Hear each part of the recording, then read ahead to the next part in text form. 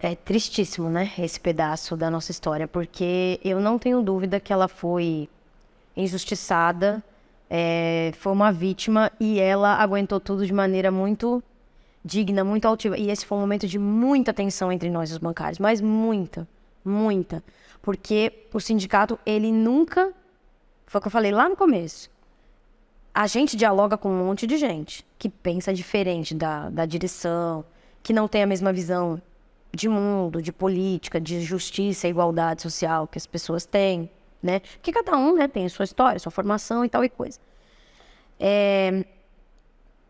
Esse foi um momento bastante difícil porque a gente tinha uma posição política muito clara do que deveria ser feito. E hoje, tanto tempo depois, a gente prova, por A mais B, que nós, naquele momento, a gente estava certo em tomar aquela postura, em tomar aquela posição. Isso foi um momento muito tenso porque boa parte da categoria era apoiadora do impeachment / golpe, porque a gente sempre deu o nome que ele realmente tem, que era golpe.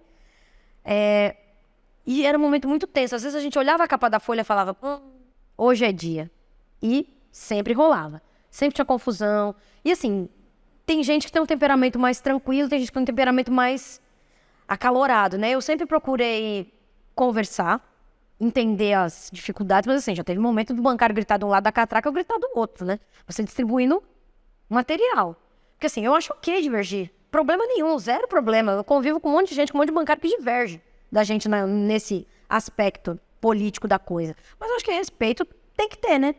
E eu sempre digo para as pessoas o seguinte, a gente apoia, as pessoas que a gente apoia, os governos que a gente apoia, as políticas que a gente apoia, também pensando no interesse do bancário. Porque eu sempre falo isso.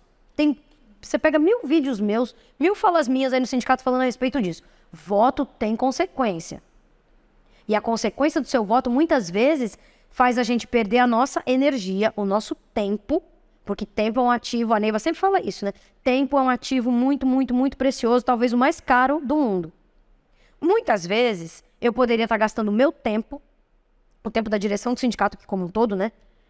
Para fazer campanha, para pressionar os bancos por mais contratação, por melhores condições de trabalho, por outras questões do dia a dia específico, umbilical da categoria bancária, e a gente tem que lotar ônibus para ir para Brasília para pressionar deputado que quer fazer reforma trabalhista, que vai impedir um bancário que tem 33, 32, 33 anos de banco, que agora poderia estar dando uma entrada na sua aposentadoria, na sua estabilidade para aposentadoria, ele não pode, porque ele simplesmente ele tem um direito na categoria que descasou com a lei. E aí ele não consegue ter os 2 anos de estabilidade dele para poder se aposentar com calma. Entendeu? E isso é um exemplo, mas assim, tem vários outros. E aí, assim, muitas vezes ele só acorda naquele momento. Ele pode até não votar com você na próxima eleição, mas ele concorda e fala, pô, ali ela tinha razão. Tenho que dar o braço a torcer. Mas a gente nem cobra esse tipo de coisa, né? Porque nossa função não é ser a palmatória do mundo. É conversar, é conscientizar, é tentar envolvê-los o máximo que a gente conseguir. E, independente da posição política e ideológica deles, nós vamos lutar para defendê-los, já que a gente é a direção eleita para isso, a casa está aqui para isso. A gente vai se envolver nos momentos importantes, vai se posicionar, muitas vezes contrariando interesses pessoais deles, mas a gente entende que é por isso e o tempo depois mostra que a gente estava correto. Te dei um exemplo, né, da reforma trabalhista e previdenciária, né, e como isso mexeu em um direito nosso que está escrito lá na CCT, que muitas vezes ele não consegue acessar por conta de mudança. Por causa de deputado safado, pode falar safado, que conspira contra os trabalhadores.